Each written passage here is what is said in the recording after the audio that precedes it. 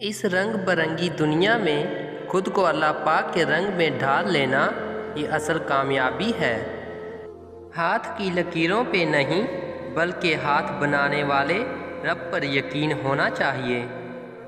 امید جب اللہ سے جڑی ہو تو ٹوٹنے کا امکان نہیں ہوتا۔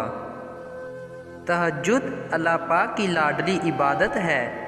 سوچو تہجد گزار اللہ پاک کا کتنا لاڈلا ہوگا۔ اللہ پاک ناراض ہو کر بھی ساتھ نہیں چھوڑتا۔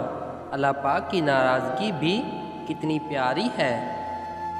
دونوں صورتیں یقین کی ہیں۔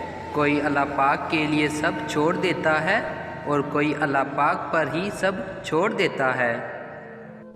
ہر روزہ دار بندے کی دعا قبول کی جاتی ہے۔ یا تو وہی چیز جو اس نے دعا میں طلب کی ہے اسے دنیا میں مل جاتی ہے یا آخرت کے لیے ذخیرہ کر دی جاتی ہے۔ یہاں بکتا ہے سب کچھ، ذرا سنبھل کر چلنا۔ لوگ ہواؤں کو بھی بیچ دیتے ہیں غباروں میں ڈال کر۔ کتابوں کی اہمیت اپنی جگہ صاحب، سبق وہی یاد رہتا ہے جو وقت اور لوگ سکھاتے ہیں۔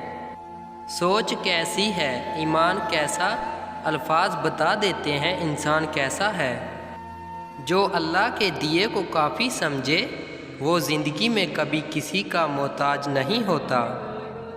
کسی نے پوچھا تم انہیں یاد کرتے ہی کیوں ہو جو تمہیں یاد نہیں کرتے؟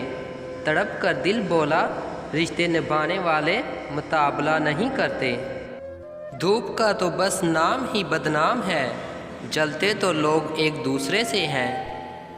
چھوٹے ذہنوں میں ہمیشہ خواہشیں اور بڑے ذہنوں میں ہمیشہ مقاصد ہوا کرتے ہیں۔